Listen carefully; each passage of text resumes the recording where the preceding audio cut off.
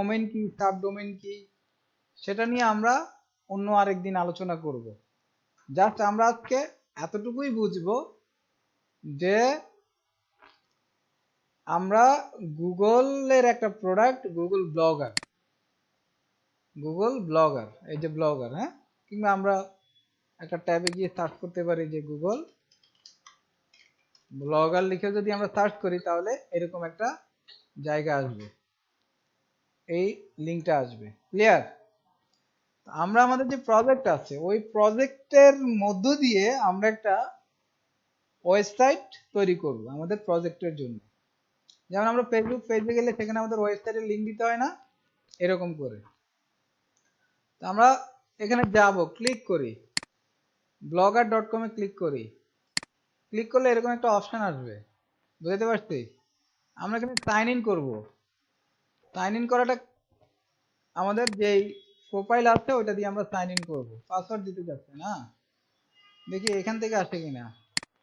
এখান থেকে হয়তো নাও লাগতে পারে। ও বলতেছে সাইন ইন করার জন্য, অটো নিচ্ছে না। না, দেন পাসওয়ার্ডটা দিয়ে দেন। না, ঠিক এরকমই আসবে।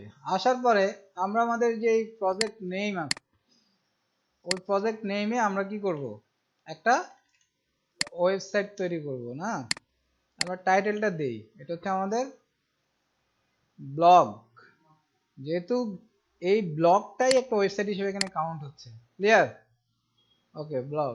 আমরা এখানে নেক্সটে ক্লিক করলাম। এই অ্যাড্রেসটা এটা ইউআরএল হিসেবে কাজ করে।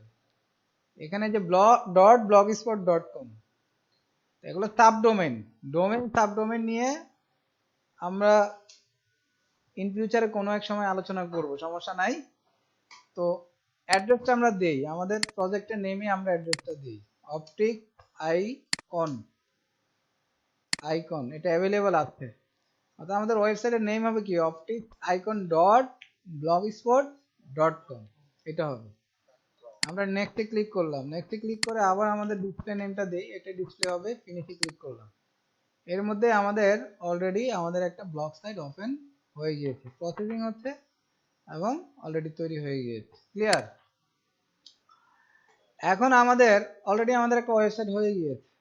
আমরা এখন ব্লগে যাই, আমরা দেখবো যে একটা আমাদের ওয়েবসাইট হয়ে গিয়েছে এবং এটা আমরা যেই কোনো ব্রাউজার থেকে ওপেন করি আমরা দেখবো যে এটা আমাদের একটা সাইট হয়ে গিয়েছে, বেসিক একটা সাইট অলরেডি হয়ে গিয়েছে, opticicon.blogspot.com। আপনি চাইলে এটা ওয়েবসাইট হিসেবে ইউজ করতে পারেন, কোনো সমস্যা নাই। কেউ যদি বলে যে আপনার ওয়েবসাইট আছে, হ্যাঁ ওয়েবসাইট আছে, লিঙ্ক দিয়ে দিবেন। ক্লিয়ার? যদি কোনো আইটি পার্সন না হয় তার সে কখনোই ধরতে পারবে না যে এটা যে আপনি ফ্রি একটা ওয়েবসাইট ইউজ করতেছেন। বুঝতে পারতেছেন?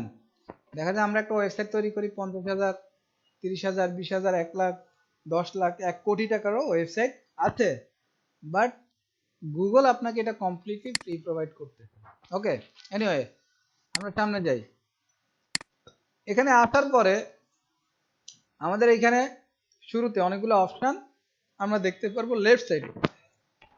আপনাদের কাজ হচ্ছে লেফট সাইডে এই অপশনগুলো খুব ভালোভাবে দেখবেন, কোনটা কিভাবে কাজ করে, কোনটা কিভাবে কাজ করে। সবাই বুঝতে পারতেছেন আমার কথা?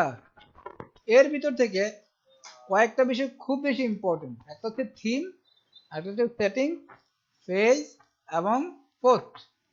এই বিষয়গুলো আমাদের জন্য খুবই ইম্পর্টেন্ট একটা বিষয়। আমরা থিমটা কি, থিমটা হচ্ছে যখন আমরা ইউটিউব চ্যানেলে আসি, ইউটিউব চ্যানেল তো দেখতে একটা রকম দেখায়, এই যে কি রকম দেখায় যে স্ট্রাকচারের উপরে ভর করে ইউটিউব চ্যানেলটা দাঁড়িয়ে আছে এটাকে বলা হচ্ছে থিম। বুঝতে পারছি? অর্থাৎ যে ডিজাইনটা, এই ডিজাইনটাই আমরা থিম হিসেবে কাউন্ট করছি। বুঝতে পারছি?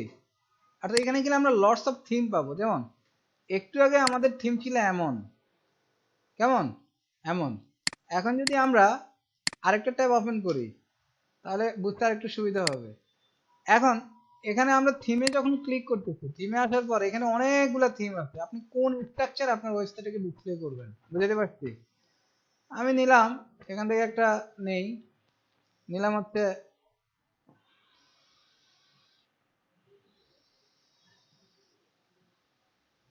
নিলাম হচ্ছে, আমার তো এই থিমটা ভালো লাগে, নর্মাল একটা নেই, ধরেন আমি এরকম একটা থিম নিলাম, এরকম এরকম, এটার নাম হচ্ছে কি সিম্পল ব্লগ, সিম্পল ব্লগ এটাই নিলাম, আবার চেঞ্জ করতে পারবো, সমস্যা নেই আমাদের মতো করে।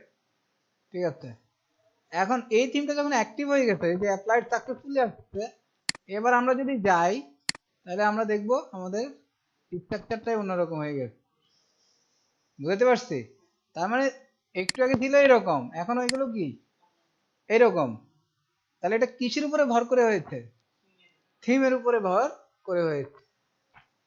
ওকে, তাহলে এই জায়গাটা আমরা বুঝলাম। আপনারা এখান থেকে অনেক থিম আছে, নিজেদের ইচ্ছে মতো একটা থিম যেটা ভালো লাগে সেটা করবেন। ক্লিয়ার? এরপরে আমরা যাচ্ছি একটু সেটিংসে। সেটিংসের এখানে অনেকগুলো অপশন আমাদের আছে, এগুলো আমাদেরকে ভালোভাবে সেট করা লাগবে। যেমন টাইটেলটা তো আমরা দিলাম, ডেসক্রিপশনটা আমরা সেট করি, ডেসক্রিপশনটা আমরা এখান থেকে নিয়ে নেই। এখানে আমাদের অ্যাবাউটের যে ডেসক্রিপশনটা আছে সেটা আমরা এখান থেকে কপি করি। ঠিক আছে, দিলাম হোম বিজনেস ফর সানগ্লাসেস। ঠিক আছে, এখান থেকে আমরা একটু ব্যাকে যাই, সামনে আসি, ক্রোম ব্রাউজারে না, আমরা দিলাম দিলাম না, সেভ দিলাম, সেভ হয়ে গেল। তারপর এখানে ফেভিকন, ফেভিকনটা ইম্পর্টেন্ট। ফেভিকনটা হচ্ছে যে আমরা যখন কোন একটা ওয়েবসাইটে যাই, যেমন আমরা ইউটিউবের এখানে আসতেছি না, এখানে ইউটিউবের বাটনটা দেখা যাচ্ছে, তাই না? আবার ড্রাইভে আসতেছি, ড্রাইভের লোগোর আইকনটা দেখা যাচ্ছে, এটাকে বলা হচ্ছে ফেভিকন। কি বলা হচ্ছে? ফেভিকন। তো আমরা ফেভিকনে ক্লিক করে এটাকে আপলোড দিব, পারবো না? আমাদের ইমেজ আপলোড দিব, কত কেবি? 100 কেবি। পারবো না সাইজ করতে? কি দিয়ে সাইজ করবেন? পেইন্ট দিয়ে, পেইন্ট দিয়ে সাইজ করে এটাকে আপলোড করবেন। Visible to search engine, custom URL এগুলা চেঞ্জ করার দরকার নাই, এগুলা নিচের দিকে আমরা যাই। কাউকে যদি অ্যাক্সেস দিতে চান, কি আপনার এই গুগল ব্লগারকে সে ইউটিউবের মতো অ্যাক্সেস নিবে, ফেসবুকের মতো অ্যাক্সেস নিবে, তাহলে আপনি এখান থেকে অ্যাক্সেস দিতে পারবেন। কোথা থেকে? এখান থেকে অ্যাক্সেস দিতে পারবেন। এখান থেকে আপনি ইনভাইট গিয়ে তার ইমেইলে গেলে তার ওইখানে একটা কনফার্মেশন যাবে, সে অ্যাক্সেসটা অ্যাকসেপ্ট করবে কিনা। যদি অ্যাকসেপ্ট করে তাহলে সেও আপনার এই ওয়েবসাইটটা কন্ট্রোল করতে পারবে। ক্লিয়ার? ওকে, ম্যাক্সিমাম কয়টা পোস্ট আপনার এখানে ডিসপ্লে হবে, আপনার এই ওয়েবসাইটে ডিসপ্লে হবে, সেটা আপনি এখান থেকে নির্ধারণ করে দিতে পারবেন। এটা আমরা যখন পোস্ট করব, এখান থেকে নিউ পোস্ট থেকে পোস্ট করব, তখন এটা কি এখানে ডিসপ্লে হবে। কোথায় ডিসপ্লে হবে? এখানে ডিসপ্লে হবে, এইখানে। ক্লিয়ার? এখানে। এবার আসি আমরা আরো সামনে যাই। আপনার কারেন্ট লোকেশন কোথায়, এগুলো আপনি ইচ্ছেগুলো ইমবেড করে দিতে পারেন। ইমবেডটা কি?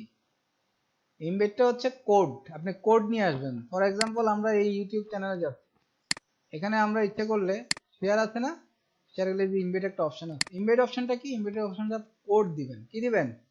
আপনি যখন এখানে কোডটা এটাকে কপি করেন, এটা কপি করছেন না, কোডটা কপি করে আমরা যখন এখানে আসতেছি, তখন আমাদেরকে ইমবেডেড, ইমবেডেড না, কারেন্ট লোকেশন জায়গাটা অটো ইমবেডেড হয়ে যাচ্ছে। মানে আপনার এই এটা হচ্ছে কেমন, আপনি যখন কমেন্ট করবে, আমরা এটা পরবর্তীতে আমরা দেখতে পারবো, এখন আমরা দেখতে পাচ্ছি না। বাট ইমবেড অপশনটা হচ্ছে কি, কোড দিয়ে লোকেশনটা কি কি করে, ট্র্যাক করে। ইমবেড দ্বারা এইটাই বোঝানো হয় যে কোড দিয়ে লোকেশনটাকে ট্র্যাক করে। বুঝতে পারছি? যেমন ইউটিউবের এই ভিডিওটা আপনি কোন একটা জায়গায় এই কোড দিয়ে সেট করতে পারবেন। আপনি এই কোডটা যদি কোথাও না কোথাও সেট করেন, যেটা কোডিং দিয়ে ডিসপ্লে হবে, সেখানে আপনার এই কোডটা যদি আপনি কপি পেস্ট করে বসায় দেন, তাহলে আপনার এই ভিডিওটাই কি করবে? ডিসপ্লে করবে। ক্লিয়ার? বুঝতে পারছি? এবার আসেন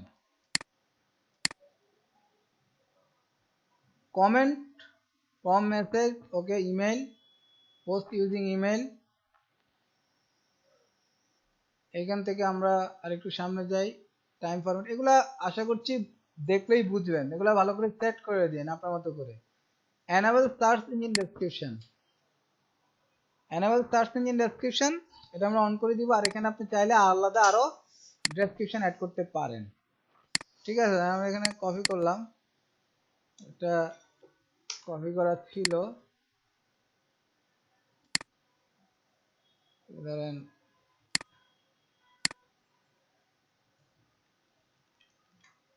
একটু আপনার মতো করে আলাদা আরেকটা ডেসক্রিপশন আপনি দিবেন, সমস্যা নেই। কত ওয়ার্ডের? 150 ওয়ার্ডের। এগুলো অন করে দেবেন, এগুলা বেসিক লেভেলে নাও বুঝতে পারেন, বাট এগুলো অন করে রাখবেন। ঠিক আছে, এটা অন করে রাখবেন। ফুটার, ক্লোজার, ওকে, মোটামুটি ভাবে এই অপশনগুলোকে আমরা অন করে দিব। ক্লিয়ার? সবাইকে বুঝাইতে পারছি? এখন আমরা নেক্সটে যখন যাব তখন আমরা একটা পোস্ট ক্রিয়েট করব। ঠিক আছে, পোস্ট ক্রিয়েট করব, এখানে একটা পোস্ট ক্রিয়েট করব। ওকে, এখন আমরা একটা টাইটেল দেই। আমরা ওই যে টাইটেল তৈরি করছিলাম না, মনে আছে? ভুলে গেছে মনে হয়, মনে আছে? আমাদের টাইটেল, ডেসক্রিপশন এগুলো তৈরি করছিলাম না? এখান থেকে আমরা একটা ইয়ে করি, এখান থেকে একটা এই ভিডিওটার কন্টেন্টটা কপি করি। আপনারা আবার এমন করা যাবে না, আপনারা নিজেদের মতো করে করবেন। যাই হোক, কন্টেন্ট নিয়ে আমি আর কথা বলতে চাচ্ছি না। হ্যাঁ, ওকে, এবার আমরা একটা ভিডিও অ্যাড করে দিই। ভিডিও অ্যাড আমরা দুই ভাবে করতে পারি, একটা কম্পিউটার থেকে, ইউটিউব থেকে। ইউটিউব থেকে যদি আমরা করি, আমরা যদি লিঙ্কটা যদি আনি, এটার সাথে তো এটা লিঙ্ক করা, যার কারণে চলে আসছে, দেখছেন? অথবা আপনি সার্চ করলেও আসবে। আপনি যদি সার্চ করে এই ভিডিওটার লিঙ্কটা এখানে দিয়ে দেন, আমরা যদি এখানে লিঙ্ক দিয়ে দিই, সার্চ করে, তাহলে চলে আসতেছে না? সিলেক্ট করলাম, বুঝতে পারতেছেন? এবার আমরা এখানে এটাকে যদি পাবলিশ করে দেই, তাহলে আমরা দেখবো যে আমাদের ভিডিওটা পাবলিশ হয়ে গিয়েছে। এখন যদি আমরা আমাদের চ্যানেলে যাই, তাহলে আমরা দেখবো যে আমাদের চ্যানেলে এই যে আমাদের ডেসক্রিপশন, তারপর এগুলো সব চলে আসছে না এখন? বুঝতে পারছেন? এই যে ভিডিওটা এখন চলতেছে এখানে, বুঝতে পারছি? আবার যদি আমরা ইমেজ অ্যাড করতে চাই, ইমেজ অ্যাড করতে চাইলে কোথায় করব? ইমেজ অ্যাড করতে চাইলে নিউ পোস্ট আপনি তৈরি করলেন, এই যে এখানে ইমেজ। ক্লিয়ার? এইটুক কাজ আগামী ক্লাসে হোমওয়ার্ক লিখে নেন। চ্যাপ্টার তৈরি করবেন, দুইটা ভিডিওতে চ্যাপ্টার তৈরি করবেন। আর সেকেন্ড হোমওয়ার্ক যেটা, সেটা হচ্ছে যে ব্লগার ওয়েবসাইট তৈরি করবেন। একটা ব্লগার ওয়েবসাইট তৈরি করবেন যেখানে ইউটিউব থেকে দুইটা ভিডিও, ইউটিউব থেকে ইউটিউব ভিডিও দিয়ে একটা, আচ্ছা ইমেজ দিয়ে একটা কন্টেন্ট, ফেসবুকটাও হতে পারে। ফেসবুক থেকে যে কন্টেন্টটা আপনারা পোস্ট করেছিলেন সেটা কপি পেস্ট করতে পারেন, কোনো সমস্যা নাই। ক্লিয়ার? সবাইকে হোমওয়ার্ক বুঝতে পারছেন?